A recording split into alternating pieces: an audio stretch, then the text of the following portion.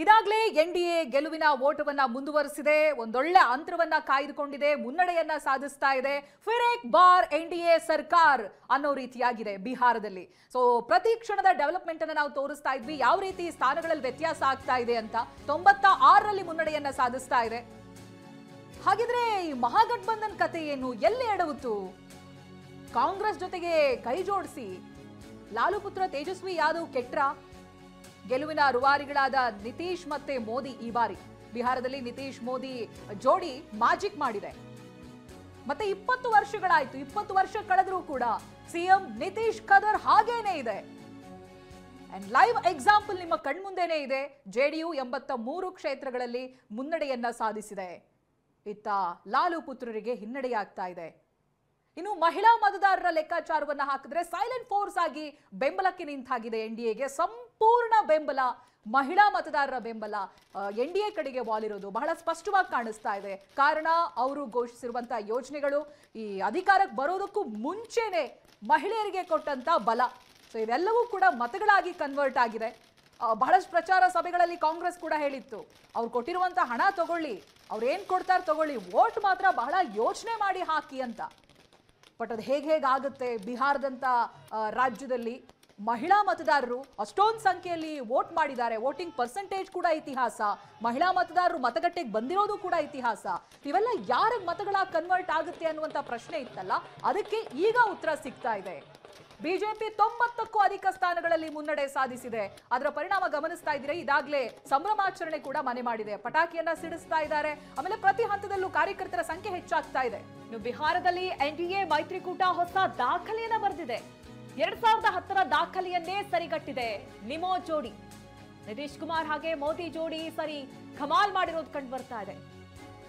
BJP 96, JDU 83 ಭಾರಿ ಮುನ್ನಡೆಯನ್ನ ಸಾಧಿಸ್ತಾ ಇದೆ. 2010ರಲ್ಲಿ 206 ಸ್ಥಾನಗಳಲ್ಲಿ ಗೆಲುವನ್ನ ಸಾಧಿಸಿತ್ತು ಎನ್ಡಿಎ. 2010ರ ಸ್ಥಾನ ಏನಿತ್ತು ಅದು ಮತ್ತೆ ಮರುಕಳಿಸ್ತಾ ಇರೋದನ್ನ ನಾವು ನೋಡ್ತಾ ಇದೀವಿ. ತಮ್ಮ ಹಳೆ ದಾಖಲೆಯ ಪುಡಿಗಟ್ಟಿ ಎನ್ಡಿಎ ಮತ್ತೆ ಕಮಾಲ್ ಮಾಡ್ತಾ ಇದೆ. 2010ರ ಬಳಿಕ 2025ರಲ್ಲಿ ಎನ್ಡಿಎ ಮೈತ್ರಿ ಮ್ಯಾಜಿಕ್ ಅನ್ನ ಮಾಡಿದೆ. ನಿಜಕ್ಕೂ ಈ ಬಾರಿ ಇಷ್ಟು ದೊಡ್ಡ ಮಟ್ಟದಲ್ಲಿ ಗೆಲುವನ್ನ ದಾಖಲಿಸುತ್ತೆ ಅಂತ ಹೇಳಿ ಅಂದ್ಕೊಂಡಿರಲಿಲ್ಲ. ಈಗಾಗಲೇ ಎಕ್ಸಿಟ್ ಪೋಲ್ ರಿಸಲ್ಟ್ ಬಂದಂತ ಸಂದರ್ಭದಲ್ಲಿ ಹೌದು ಎನ್ಡಿಎ ಅತಿ ಹೆಚ್ಚು ಸ್ಥಾನಗಳನ್ನ ಗಳಿಸುತ್ತೆ ಅನ್ನುವಂತಹ ಲೆಕ್ಕಾಚಾರ ಅಂತೂ ಇತ್ತು. ಆದ್ರೆ ಈ ಮಟ್ಟಕ್ಕೆ ಮಹಾಗಠಬಂಧನ್ನ ಪುಡಿ ಗಟ್ಟುತ್ತೆ ಅಥವಾ 2010ರ ತನ್ನ ದಾಖಲೆಯನ್ನೇ ಮುರಿಯುತ್ತೆ ಅಂತ ಹೇಳಿ ಯಾರು ಕೂಡ ನಿರೀಕ್ಷೆ ಮಾಡಿರಲಿಲ್ಲ. ಈ ಬಾರಿ ಅಂತಹ ಒಂದು ಸಂಭ್ರಮ ಎನ್ಡಿಎದಲ್ಲಿ ಕಳೆಗಟ್ಟಿರುವಂತದನ್ನ ನಾವು ನೋಡ್ತಾ ಇದೀವಿ. ನೋಡಿ, ಬಿಜೆಪಿ 96, ಜೆಡಿಯು 83, ಎಲ್ಜೆಪಿ ಈಗಾಗಲೇ 20 ಸ್ಥಾನಗಳಲ್ಲಿ ಮುನ್ನಡೆಯನ್ನ ಸಾಧಿಸ್ತಾ ಇದೆ. ಇನ್ನುಳಿದಂತೆ HAM 5 ಮತ್ತೆ ಅದರ್ಸ್ 4 ಅಂದ್ರೆ RLM 4 ಸ್ಥಾನಗಳಲ್ಲಿ ಮುನ್ನಡೆಯನ್ನ ದಾಖಲಿಸ್ತಾ ಇದೆ. 206 ನೋಡಿ, ಬಹುಮತಕ್ಕೆ ಬೇಕಾಗಿದ್ದು 122 ಕ್ಷೇತ್ರಗಳಲ್ಲಿ ಸ್ಥಾನ. ಆದ್ರೆ ಈಗ ಡಬಲ್ ಅನ್ನುವಂತ ರೀತಿಯಲ್ಲಿ ಕಂಡು ಬರ್ತಾ ಇದೆ. 206 ಸ್ಥಾನಗಳಲ್ಲಿ ಮುನ್ನಡೆಯನ್ನ ದಾಖಲಿಸಿರುವಂತದ್ದು. ಈಗಾಗಲೇ ನಿತೀಶ್ ಕುಮಾರ್ ಅವರು ಅಲ್ಲಿ ಕಮಾಲ್ ಮಾಡಿರೋದನ್ನ ನಾವು ನೋಡಬಹುದು. ಅಂದ್ರೆ ಕೇಂದ್ರ ಸರ್ಕಾರದಂತಹ ಒಂದಷ್ಟು ಯೋಜನೆಗಳಾಗಿರಬಹುದು, ಮೋದಿ ಮೇಲೆ ಇಟ್ಟಂತಹ ನಂಬಿಕೆ ಆಗಿರಬಹುದು, ಮತ್ತೆ ನಿತೀಶ್ ಕುಮಾರ್ ಅವರು ಈ ಚುನಾವಣೆ ಎದುರಿಸೋಕು ಮುಂಚೆ ತಂದಂತಹ ಒಂದಷ್ಟು ಯೋಜನೆಗಳು ಜನರಿಗೆ ತುಂಬಾ ಹತ್ತಿರವಾಗಿದೆ. ಜನಪ್ರಿಯ ಯೋಜನೆಗಳನ್ನು ತಂದಂತಹ ಫಲಿತಾಂಶವೇ ಇವತ್ತು ಫಲ ಕೊಟ್ಟಿದೆ ಅಂತ ಹೇಳಬಹುದು. ಇನ್ನು ಬಿಹಾರದಲ್ಲಿ ಕಾಂಗ್ರೆಸ್ಗೆ ಮಹಾಘಾತ, 1 ಸ್ಥಾನಕ್ಕೆ ಕುಸಿದಿದೆ Congress. Single digit, single number. ಇದು ದೊಡ್ಡ ಶಾಕ್. ಇದು ಕೇವಲ ಒಂದೇ ಒಂದು ಕ್ಷೇತ್ರದಲ್ಲಿ ಮುನ್ನಡೆಯನ್ನ ಸಾಧಿಸ್ತಾ ಇದೆ ಕಾಂಗ್ರೆಸ್. 10 ಆಯ್ತು, 9 ಆಯ್ತು, 5 ಸ್ಥಾನದಲ್ಲಿತ್ತು, 2ರಿಂದ ಇದೀಗ 1ಕ್ಕೆ ಇಳಿದಿದೆ. ಒಂದೇ ಒಂದು ಕ್ಷೇತ್ರದಲ್ಲಿ ಕಾಂಗ್ರೆಸ್ ಮುನ್ನಡೆಯನ್ನ ಸಾಧಿಸ್ತಾ ಇದೆ. ವೋಟ್ ಚೋರಿ ಅಂತ ದೊಡ್ಡ ಅಭಿಯಾನನೇ ಮಾಡಿದ್ರು, ಬಟ್ ಬಿಹಾರದ ಜನರಿಗೆ ಅದನ್ನ ತಲುಪಿಸೋದ್ರಲ್ಲಿ, ಅರ್ಥ ಮಾಡಿಸೋದ್ರಲ್ಲಿ ವಿಫಲ ಆದ್ರ? ಅಥವಾ ಬಿಹಾರದಂತ ಸ್ಟೇಟ್ಗೆ ವೋಟ್ ಚೋರಿ ಅಂತ ಒಂದು ವಿಚಾರ ದೊಡ್ಡ ಮ್ಯಾಟ್ರೇ ಆಗಿರ್ಲಿಲ್ವಾ? ಬಿಹಾರದ ಚುನಾವಣೆಯ ಲೆಕ್ಕಾಚಾರವನ್ನ ಅರ್ಥ ಮಾಡ್ಕೊಳ್ಳೋದ್ರಲ್ಲೂ ಕೂಡ ಕಾಂಗ್ರೆಸ್ ಎಡವಿದೆ. ಹಾಗೆ ಅಭ್ಯರ್ಥಿಗಳಿಗೆ ಟಿಕೆಟ್ ಅನ್ನ ಹಂಚೋದ್ರಲ್ಲೂ ಕೂಡ ಮಹಾ ಎಡವಟ್ಟನ್ನ ಮಾಡಿದೆ. ಎಷ್ಟೊಂದು ಗೊಂದಲಗಳು, ಕೊನೆಯ ಹಂತದವರೆಗೂ ಕೂಡ ಗೊಂದಲದಲ್ಲೇ ಇತ್ತು, ಯಾರಿಗೆ ಟಿಕೆಟ್ ಕೊಡೋದು ಏನು ಅನ್ನೋದಾಗಿ. ಸಿಎಂ ಫೇಸ್ ಅನ್ನ ಮೊದಲೇದಾಗಿ ಅನೌನ್ಸ್ ಮಾಡಿದ್ದು MGB, ಅದರಲ್ಲಿ ಡೌಟ್ ಇಲ್ಲ. ಬಟ್ ಅಭ್ಯರ್ಥಿಗಳ ಟಿಕೆಟ್ ಹಂಚಿಕೆ ವಿಚಾರದಲ್ಲಿ, ಆಮೇಲೆ ಕಾರ್ಯಕರ್ತರನ್ನ ಒಟ್ಟುಗೂಡಿಸ್ಕೊಂಡು ಕರ್ಕೊಂಡು ಹೋಗೋ ವಿಚಾರದಲ್ಲಿ ಎಲ್ಲಾದ್ರಲ್ಲೂ ಎಡವಿದೆ. ಮಹಾಗಠಬಂಧನಲ್ಲಿ ಅಥವಾ ಮೈತ್ರಿಕೂಟ ಮಾಡಿದಂತ ಸಂದರ್ಭ, ಒಂದು ಎಲೆಕ್ಷನ್ ಅನ್ನ ಫೇಸ್ ಮಾಡ್ತಾ ಇದೆ ಪಕ್ಷ ಅಂತ ಹೇಳಿದಾಗ ಮೊದಲು ಮಾಡಬೇಕಿರೋದು ಕಾರ್ಯಕರ್ತರಲ್ಲಿ ಇದ್ದಂತ ಅಸಮಾಧಾನವನ್ನ ಹೋಗಲಾಡಿಸಬೇಕು. ಅವ್ರಿಗೆ ಅರ್ಥ ಮಾಡಿಸ್ಬೇಕು. ಹಾಗೆ ನಾಯಕರುಗಳು ಕೂಡ ಮೂರೂ ಪಕ್ಷದ ನಾಯಕರುಗಳು ಒಟ್ಟಾಗಿ ಪ್ರಚಾರ ಮಾಡಬೇಕಿತ್ತು. ಅಂಥದ್ದು ಯಾವುದೂ ಕೂಡ ಕಂಡು ಬಂದಿಲ್ಲ. ಇನ್ನು ಬಿಹಾರದಲ್ಲಿ ರಾಗ ಯಾತ್ರೆ ವರ್ಕೌಟ್ ಆಗಿಲ್ಲ ಅನ್ನೋದು ಗೊತ್ತಾಗ್ತಾ ಇದೆ. ಕಾಂಗ್ರೆಸ್ ಕೈ ಹಿಡಿಯದ ಮತಚೋರಿ ಆರೋಪ. ನೀವು ಹೇಳ್ತಾ ಇದ್ದ ಹಾಗೆ ಮತಚೋರಿ ಆರೋಪದ ಬಗ್ಗೆ ಮಾತನಾಡಿದ್ರು, ಅಭಿಯಾನ ನಡೆಸಿದ್ರು. ಆದ್ರೆ ಅದ್ಯಾವುದು ಕೂಡ ಅಲ್ಲಿ ವರ್ಕೌಟ್ ಆಗ್ಲಿಲ್ಲ. ಮತದಾರರ ಅಧಿಕಾರ ಯಾತ್ರೆ ಮಾಡಿದ್ರು ರಾಹುಲ್ ಯಾತ್ರೆ ಮಾಡಿದ್ದ ಕ್ಷೇತ್ರಗಳಲ್ಲೇ ಹಿನ್ನಡೆಯನ್ನ ಸಾಧಿಸ್ತಾ ಇದ್ದಾರೆ. 25 ಜಿಲ್ಲೆ 110 ಕ್ಷೇತ್ರಗಳನ್ನ ಅಲ್ಲಿ ಯಾತ್ರೆಯನ್ನ ನಡೆಸಿದ್ರು. ಆಗಸ್ಟ್ ನಲ್ಲೇ ರಾಹುಲ್ ಗಾಂಧಿ ಯಾತ್ರೆಯನ್ನ ಮಾಡಿದ್ರು.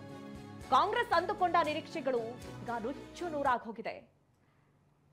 ಸಾಸಾರಾಂನಿಂದ ಪ್ರಾರಂಭವಾಗಿ ಪಾಟ್ನಾದವರೆಗೂ ಕೂಡ ಯಾತ್ರೆಯನ್ನ ಮಾಡಿದ್ರು. 1300 ಕಿಲೋಮೀಟರ್ ಯಾತ್ರೆಯನ್ನ ಮಾಡಿದ್ರು. ಜನರಿಗೆ ಮತಚೋರಿ ಆಗಿದೆ ಆ ಬಗ್ಗೆ ತಿಳಿಸುವಂತಹ ಪ್ರಯತ್ನವನ್ನ ಮಾಡಿದ್ರು. ಒಂದ್ ಕಡೆ ಅದು ಜನರಿಗೆ ಲೆಕ್ಕಕ್ಕೆ ಬರ್ಲಿಲ್ವಾ ಅನ್ನುವಂಥದ್ದು ಇಲ್ಲಿ ದೊಡ್ಡ ಪ್ರಶ್ನೆಯಾಗಿ ಉಳಿಯುತ್ತೆ. ಯಾಕೆಂದ್ರೆ ಇಷ್ಟು ದೊಡ್ಡ ಮಟ್ಟದಲ್ಲಿ ಎನ್ಡಿಎಗೆ ಅವರು ಸ್ಥಾನವನ್ನ ಕೊಡ್ತಾ ಇದ್ದಾರೆ. ಈಗಾಗಲೇ ಕಾಂಗ್ರೆಸ್ ಆಗಿರ್ಬೋದು, ಆರ್ಜೆಡಿ ಆಗಿರ್ಬೋದು ಎಷ್ಟು ಕಡಿಮೆ ಸಂಖ್ಯೆಗೆ ಇಳಿದಿದೆ ಅನ್ನೋದು ಕಳೆದ ಚುನಾವಣೆಗೆ ಹೋಲಿಸಿಕೊಂಡ್ರೆ ನಮ್ಗೆ ಇಲ್ಲಿ ಗೊತ್ತಾಗ್ತಾ ಇದೆ. ಅದರಲ್ಲೂ ಕಾಂಗ್ರೆಸ್ ಅಂತೂ ಸಂಪೂರ್ಣವಾಗಿ ಕಳಪೆ ಪ್ರದರ್ಶನ.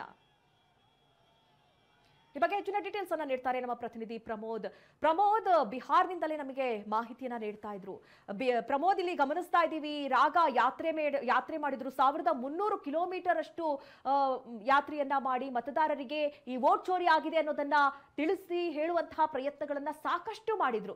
ಆದ್ರೆ ಅದು ಯಾವುದು ಕೂಡ ಇಲ್ಲಿ ವರ್ಕೌಟ್ ಆದಂತೆ ಕಾಣಿಸ್ತಾ ಇಲ್ಲ. ಯಾಕೆಂದ್ರೆ ಕಾಂಗ್ರೆಸ್ಗೆ ಅತಿ ಕಡಿಮೆ ಅನ್ನುವಂತಹ ರೀತಿಯಲ್ಲಿ ಒಂದು ಕ್ಷೇತ್ರದಲ್ಲಿ ಮಾತ್ರ ಮುನ್ನಡೆಯನ್ನ ಸಾಧಿಸ್ತಾ ಇದೆ. ಇಷ್ಟು ಕಳಪೆ ಪ್ರದರ್ಶನ ಅಂತ ಹೇಳಿ ಯಾರು ಕೂಡ ನಿರೀಕ್ಷೆ ಮಾಡಿರಲಿಲ್ಲ.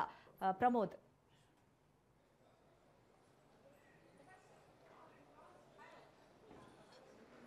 ಮಧು, ಮೊದಲನೇದಾಗಿ ಕಾಂಗ್ರೆಸ್ ಬಗ್ಗೆ ಹೇಳಬೇಕು ಅಂದರೆ ಕಾಂಗ್ರೆಸ್ ಕೇವಲ ಈ ಒಂದು ಚುನಾವಣೆ ಅಷ್ಟೇ ನಾವು ನೋಡಬಾರ್ದು. ಕಾಂಗ್ರೆಸ್ 1990ರಿಂದಲೂ ಕೂಡ ಇಲ್ಲಿ ಯಾವುದೇ ರೀತಿಯಂಥ ಒಳ್ಳೆ ಪರ್ಫಾರ್ಮೆನ್ಸ್ ಮಾಡ್ತಾ ಇಲ್ಲ.